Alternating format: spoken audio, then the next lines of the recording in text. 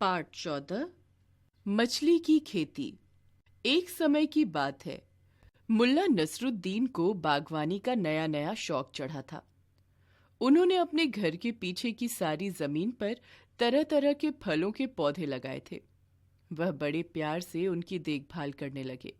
नसरुद्दीन की बागवानी के प्रति नई अभिरुचि देखकर उसके कुछ दोस्तों ने उसकी सहायता की। इसका परिणाम यह हुआ कि नसरुद्दीन एक खूबसूरत बगीचे के मालिक बन गए। एक दिन बगदाद के सुल्तान का एक मुंह लगा वजीर इम्तियाज शिराजी मुल्ला नसरुद्दीन से मिलने आया। उस समय नसरुद्दीन बगीचे में घास की निराई करने में व्यस्त थे। क्यों नसरुद्दीन साहब, सुना है आजकल आप अच्छे खासे व्यस्त माली बन गए हैं, पर यहाँ तो मुझे नए किस्म के पौधे बहुत ही कम दिख रहे हैं। शिराजी ने मजाक उड़ाते हुए कहा। ओह शिराजी साहब, आइए आइए, देखिए मुझे जो जो बीज मिलते हैं मैं बो देता हूँ। अब नए पौधे के बीज ना मिले तो भला मैं क्या करूं? नसरुद्दीन ने गंभीरता से कहा।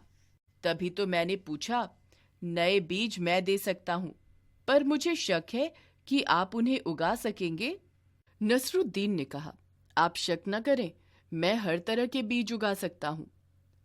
तब तो कल सवेरे अपने नौकर के हाथों मैं वे नायाब किस्म के बीज आपके घर भिजवा दूंगा।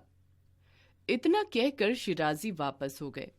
अगली सुबह शिराजी का एक नौकर एक पोटली लेकर आया और नसरुद्दीन को देते हुए बोला, हमारे मालिक ने ये बीज दिए हैं और इन्हें बड़ी हिफाजत से उगाने को कहा है। उन्होंने यह भी कहा है कि जब पौधे बढ़ने लगेंगे तो वे खुद आकर देखना चाहेंगे।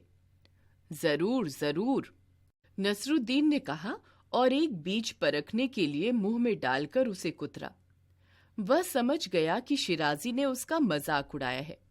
दरअसल शिराजी ने बीजों के बजाय मछलियों के सुखाए गए अंडे भेजे थे।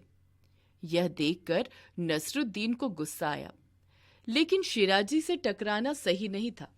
ऐसा करने पर सुल्तान नाराज हो जाते। अतः नसरुद्दीन उसे सबक सिखाने का निश्चय करके उस समय चुप रह गए। 2-3 दिन के बाद एक दिन दोपहर को नसरुद्दीन की बीच बाजार में शिराजी से मुलाकात हुई। कहो भाई, तुम्हारे पौधे खूब फल फूल रहे हैं ना? शिराजी ने मुस्कुराते हुए पूछा। आपकी दुआ से इस बार बगीचा ऐसा खिला है कि पौधे के पत्ते तो दिखाई ही नहीं देते। वाह, और हाँ, मैंने जो बीज भेजे थे उन्हें बो दिया था ना? शिराजी ने फिर शरारत की। शिराजी के इतना कहते ही नसरुद्दीन बोल पड़े। हाँ हाँ, मैंने तो उसी दिन बो दिए। शायद उनमें अभी अंकुर नहीं फूटे होंगे। मेरे दामाद ने भी कहा था कि उन्हें उगाना ऐरे गैरे के बस का काम नहीं, लेकिन मैं भी साधारण माली नहीं हूँ। आपने जो बीज भेजे थे उनमें अभी अंकुर फूट रहे हैं, पर उन्हें कीड़े और घुन ना लगे इसलिए मैंने उन पर उपले ढक दिए हैं। आप कल सवेरे आकर खुद देख सकते हैं। शिराजी का चेहरा पीला पड़ गया। अच्छी बात है, तो कल जरूर आऊंगा, वह बोला। अब नसरुद्दीन सीधे मछलियों की दुकान पर पहुंचा। उसने किलो भर छोटी छोटी मछलियां खरीदी और घर वापस आ गया। फिर उसने उन मछलियों को अपने बगीचे की खाली जमीन में ले जाकर कुछ इस तरह से पंक्तियों में आधा आधा गाड़ दिया कि उनके मुंह जमीन से ऊपर दिखाई देने लगे, और फिर उन पर उपले ढक दिए।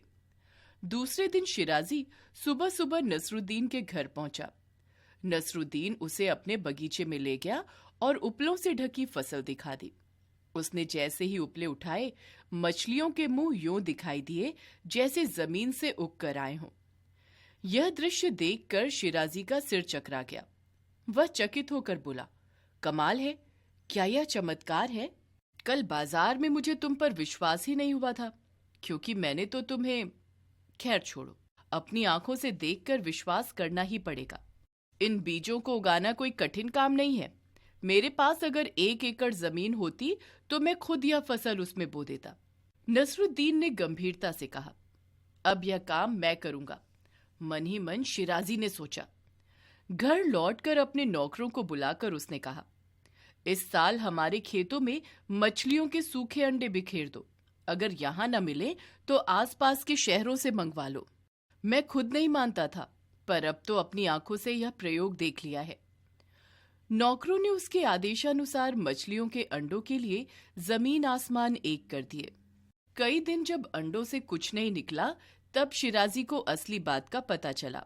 वह समझ गया कि नसरुद्दीन ने उसे अपना मजाक उड़ाने के बदले में उसे बेवकूफ बनाया है। वह खून का घूंट पीकर रह गया। यह खबर सारे शहर में भी फैल गई। जहां कहीं भी बाहर शिराजी दिखाई देता, लोग मुंह छिपाकर हंसने लगते।